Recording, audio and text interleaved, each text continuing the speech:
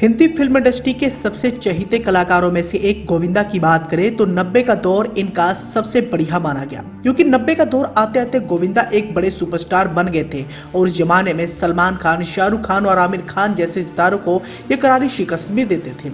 इतने नहीं, गोविंदा उस जमाने में हिट होने की गारंटी हुआ करते थे और यही बड़ी वजह थी कि तमाम निर्माता निर्देशक गोविंदा की पहली पसंद हुआ करते थे।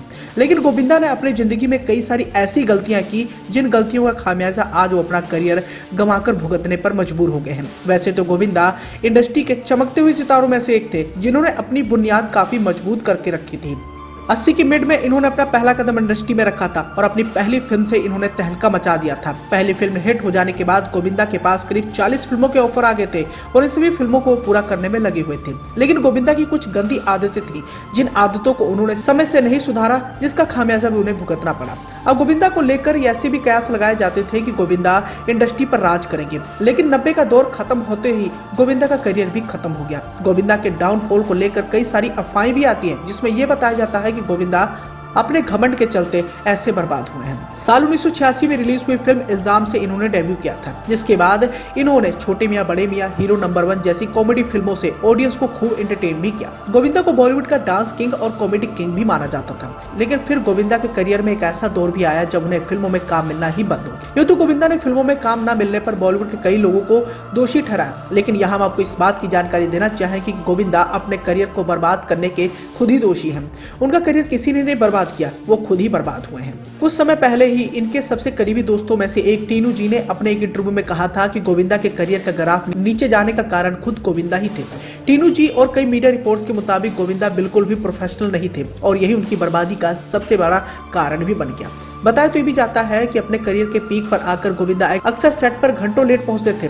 दरअसल गोविंदा के करियर के शुरुआती दौर में बड़े स्टार्स अक्सर फिल्म के सेट पर देर से ही पहुंचते थे, लेकिन बदलते वक्त के साथ जहां इस अभिनेता के को स्टार ने खुद को बदल लिया, वहीं गोविंदा कभी भी नहीं माहौल में ढल पाए और यही सबसे बड़ा कारण माना गया। गोविंदा को बॉलीवुड के सबसे टैलेंटेड अभिनेताओं में से एक माना जाता है, लेकिन इस अभिनेता ने कभी भी अन्य किसी शैली की फिल्मों के साथ प्रयोग किया ही नहीं। ये केवल कॉमेडी फिल्मों में ही नजर आते रहे और 90s के दौर में इनकी कॉमेडी से लवरेज फिल्मों को जमकर पसंद भी किया गया, लेकिन इसकी वजह से उन्हें काफी नुकसान भी झेलना पड़ा। इतने नहीं, गोविंदा ने कई फिल्मों में साइड रोल करने से साफ तौर पर इनकार कर दिया, यानी समय रहते उन्होंने अपने आप में बदलाव नहीं किया। ये वही गोविंदा थे जिन्होंने हमेशा से फिल्मों में लीड रोल करना ही पसंद करते थे, लेकिन समय के बदलाव आते उन्हें अगर सेकंड लीड दिया जाता था तो वो साइड रोल करने से साफ तौर पर इनकार कर देते थे। ऐसे में धीरे धीरे इन्हें फिल्में मिलना बंद सी हो गई। अब गोविंदा के डाउनफॉल करियर का एक और भी कारण बताया जाता है और ये था राजनीति में आना। अब ऐसा भी एक वक्त था जब गोविंदा के पास करीब 70 फिल्में साइन की हुई थी, जिनमें से 8 से 10 फिल्में बंद हो गई।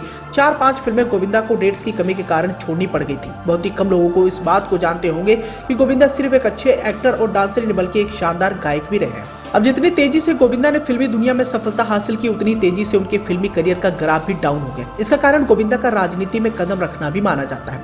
अभिनेता से राजनेता बनने की शुरुआत गोविंदा ने सन 2004 में की थी। इस समय गोविंदा ने राजनीति में कदम रखा और उन्होंने कांग्रेस पार्टी की ओर से लोकसभा चुनाव लड़ा। गोविंदा ने चुनाव में जीत भी हासिल की, लेकिन इसके बावजूद वो लंबे समय तक राजनीति में सक्रिय नहीं रह सके। इसके मुख्य कारण का खुलासा तो गोविंदा की ओर से नहीं किया गया, लेकिन माना जाता है कि राजनीति में सक्रिय होने के कारण वो अपनी एक्टिंग पर बहुत ज्यादा ध्यान और समय नहीं दे पा रहे थे। जब गोविंदा राजनीति में थे तो हमेशा शूटिंग सेट पर लेट पहुंचते थे। इस कारण टीम के अन्य कलाकारों को इंतजार के दौर से गुजरना पड़ता था। इससे फिल्म निर्माता भी गोविंदा से बेहद नाराज रहने लगे थे, इसलिए धीरे धीरे उनका एक्टिंग करियर भी फ्लॉप होता सा गया। बताना चाहे कि गोविंदा ने 2004 से लेकर 2009 तक संसद के सदस्य भी रह चुके हैं, लेकिन बहुत ज्यादा समय तक उनका राजनीति के साथ तालमेल नहीं बैठ पाया और उन्होंने राजनीति से हमेशा के लिए दूरी बना ली।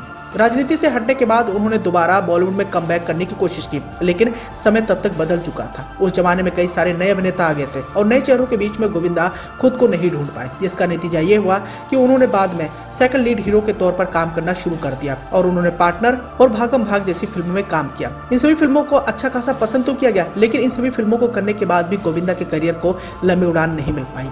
हिंदी फिल्म इंडस्ट्री के राजा बाबू कहलाए जाने वाले आज गोविंदा गुमनामी की जिंदगी जीने पर मजबूर है और 2019 में आई फिल्म रंगीला राजा को करने के बाद आज उन्हें कोई पूछने तक के लिए तैयार नहीं है। ये वही गोविंदा है जिनके पास ढेरों सारी फिल्मों के ऑफर रहते थे, लेकिन गोविंदा आज खाली हाथ घर पर बैठे हुए हैं और उनके पास कोई भी प्रोजेक्ट नहीं है।